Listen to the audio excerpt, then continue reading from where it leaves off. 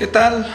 Un saludo muy especial para todos. Saludos ingeniera, saludos compañeros. Gracias por acompañarme esta mañana. Estamos en la presentación del libro pues, que cada uno escogió para poder hablar acerca de él. En esta mañana pues quisiera hablarles un poco acerca del libro de Severo Martínez Peláez, La Patria del Criollo. Es este que vemos por acá. Es un libro muy interesante que pues hemos estado estudiando en el curso de Historia de Guatemala y pues me pareció muy interesante compartirlo con ustedes esta mañana. Pues La Patria del Criollo es una obra muy importante de un historiador guatemalteco llamado Severo Martínez Peláez, ¿verdad? Publicado en 1970 y aborda temas relacionados específicamente con la historia y la sociedad guatemalteca de un periodo muy importante, el cual es el periodo colonial, ¿verdad? Acá de nuestra historia de Guatemala, y me parece importante, ¿verdad? Porque yo creo que nuestra propia historia debería de interesarnos a todos. El conocer la historia pues abre nuestra mente acerca de quiénes fuimos en el pasado, de lo que estamos viviendo en el presente y de las pues decisiones que podríamos tomar para un mejor futuro como guatemaltecos, ¿verdad? Y vamos a abordar algunos puntos importantes acerca del libro, ¿verdad? De manera general, ya que es un libro pues un poquito extenso, pero vamos a tocar algunos puntos pues sobresalientes del libro. En primer lugar, la crítica y la interpretación tradicional de la historia, ¿sí? En este punto pues podemos hablar de que Martínez Peláez cuestiona en este caso la visión tradicionalista de la historia guatemalteca, que presentaba la colonización española como un proceso civilizador y benéfico para los indígenas, y propone en este caso una nueva interpretación basada en el análisis de las relaciones sociales y económicas de la época, ¿sí? Yo creo que son puntos muy importantes, ¿verdad?, de nuestra historia, ya que tenemos que tener la interpretación correcta acerca de la historia, no como pues se nos enseña tradicionalmente en las escuelas públicas o privadas en el nivel preprimario o primario, donde nos cuentan pues historias de alguna manera fantasiosas, ¿verdad?, heroicas en algún punto, ¿verdad?, pero analizando bien las situaciones, en este caso pues Martínez Peláez hace un análisis intensivo de todas aquellas cosas que pasaron en esa época, ¿verdad? Y cómo todas esas situaciones vienen a repercutir en nuestra historia el día de hoy.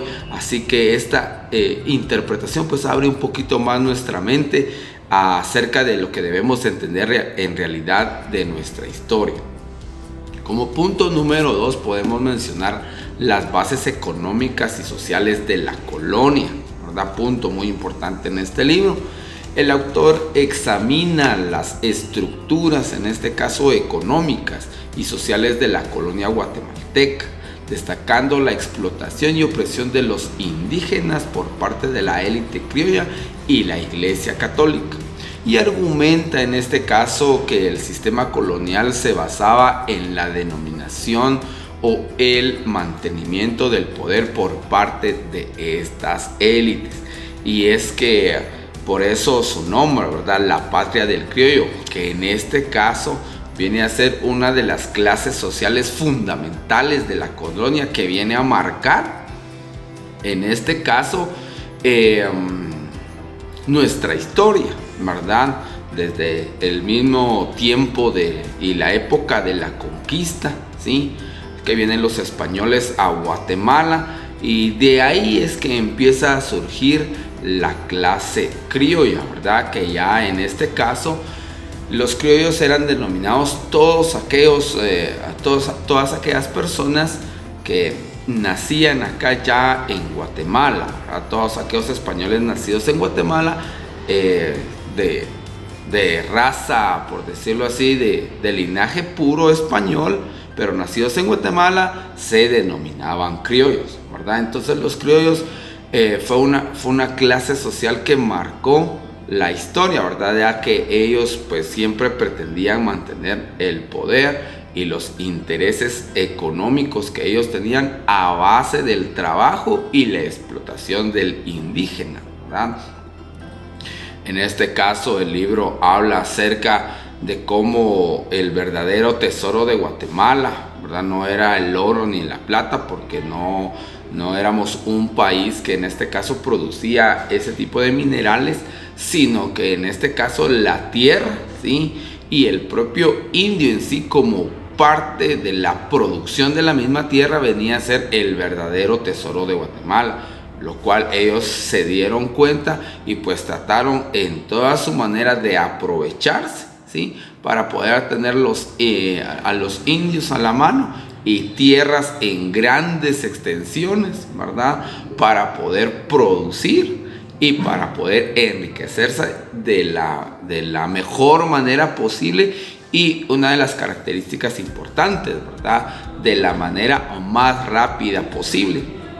Y es ahí donde vemos nuevos inmigrantes españoles viniendo y criollos ya establecidos. Se ven luchas entre clases sociales, pero la lucha siempre se va a basar en este caso en la apropiación de tierras, ¿sí?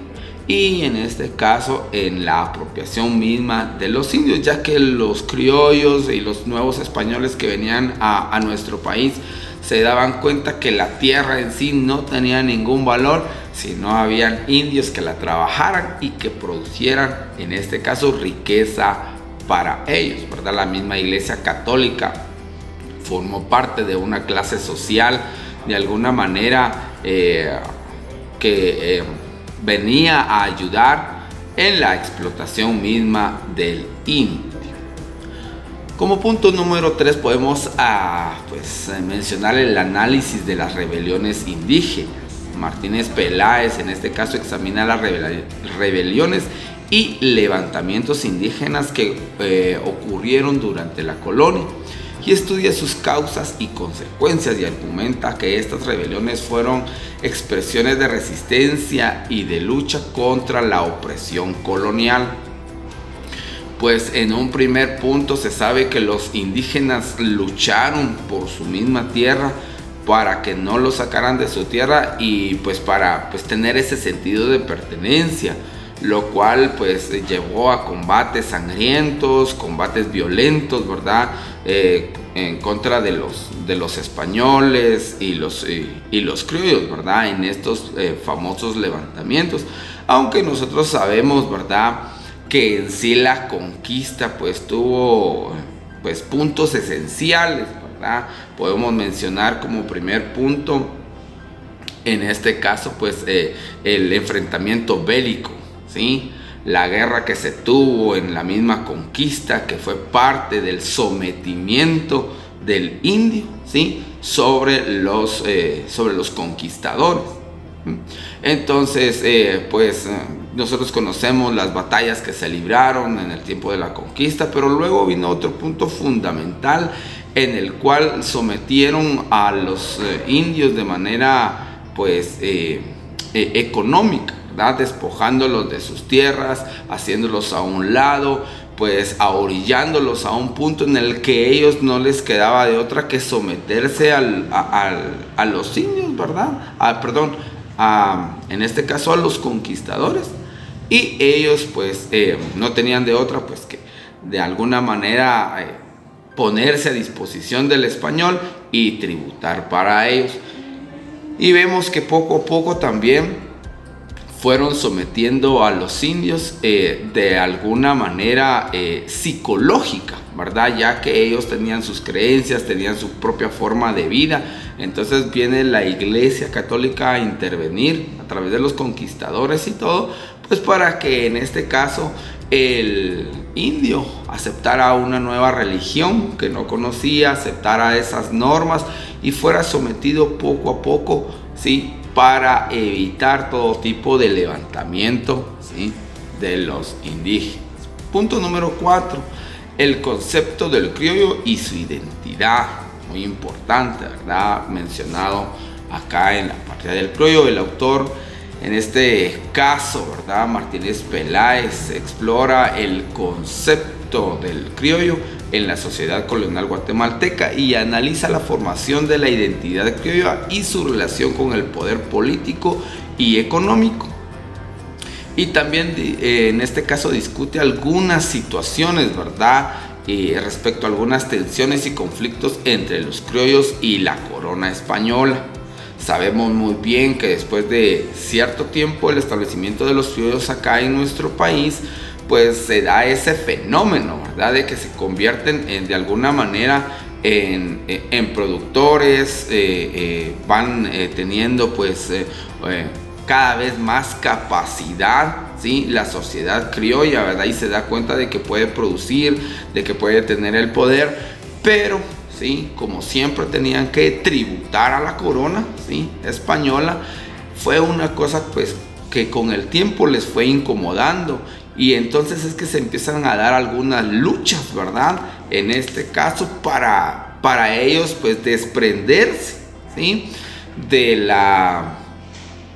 en este caso del tener que tributar, ¿verdad?, hacia la corona española, ¿verdad?, y ahorrarse todos esos gastos y todo eso que ellos tenían que dar para quedárselos a ellos mismos. Y como era una sociedad creciente, en este caso era una clase pues que iba teniendo más y más poder y iba abarcando más cada vez en distintas áreas, pues se empezaron a levantar y se empezaron a dar pues situaciones en el que la corona pues tuvo que empezar a apretar, ¿verdad?, con ciertas formas en que los criollos pues tenían que también de alguna manera someterse a la corona, ¿verdad?, y se dan ahí algunas luchas, ¿verdad? Y como punto número 5 tenemos el legado histórico. A lo largo de este famoso libro, ¿verdad?, Martínez Peláez resalta la importancia, en este caso, de comprender el pasado colonial para entender los problemas, en este caso, como mencionábamos al principio, ¿va?, y los desafíos de la Guatemala contemporánea, la Guatemala del día de hoy. En este caso argumenta mucho de los problemas de desigualdades que tienen sus raíces desde la época colonial. Sabemos que pues en este caso los terratenientes todavía existen, todavía están, ¿verdad?, y nuestra sociedad pues está en aquello de lo que se dio en algún punto, ¿verdad?, de lo que cuenta Martínez Peláez acerca de los latifundios y los minifundios, ¿verdad? Los latifundios pues obtenidos por los grandes terratenientes que hasta el día de hoy pues en su mayoría tienen sus tierras y grandes extensiones ahí de producción, ¿verdad? Frente al minifundio, ¿verdad? Todas aquellas tierras que en este caso incluso la corona española dio, ¿verdad? Pero fueron tierras pues que, por decirlo así, las tierras pues en una ubicación no adecuada para la producción. Nos damos cuenta que los indígenas pues tuvieron acceso a la tierra pues, pero en las montañas, en los cerros, en lugares en donde pues no habían grandes planicies para su producción, y no solo era mala tierra, sino que tierra pues en un espacio muy reducido. Uno de los puntos importantes que también me llamó la atención, ya para ir cerrando acerca del libro, es acerca de por qué se llamaba La Patria del Criollo, ¿verdad? En un principio no lo comprendía bien, pero en toda esta lucha, ¿verdad?, el criollo pues se da cuenta de que para pues de alguna manera dejar de tributar, dejar de dar cuentas, dejar de estar bajo la jerarquía de alguien, ¿sí?, bajo el liderazgo de, en este caso, la corona española, de alguna manera tenían que independizarse, y es ahí donde se empiezan a dar procesos, ¿sí?, de independencia luego de varios siglos, ¿verdad? De luchas de la época colonial. Entonces, casi al cierre se da la independencia, pero esta misma es guiada y llevada a cabo por la élite, en este caso en nuestro país del criollo, ¿verdad? Y se dan varios fenómenos que de repente en algún principio no entendemos, ¿verdad? Creemos nosotros que nuestra independencia guatemalteca fue una batalla librada o fue un proceso en el que todo el mundo intervino acá en nuestro país, pero en realidad no fue así. Fue los intereses, ¿sí?, de algunos cuantos por guardar lo que tenían y dejar de tributar, y no en realidad pues de una independencia, pues como vemos en algunos otros países, en beneficio de toda la población, sino que fue para beneficio de algunos cuantos, ¿verdad? Y es así como pues vamos cerrando esta parte crítica acerca del libro La partida del criollo, y pues les animo a cada uno pues que también lo puedan leer, ¿verdad? Y que ustedes puedan tener también esta experiencia aquí. Así que saludos y bendiciones para todos.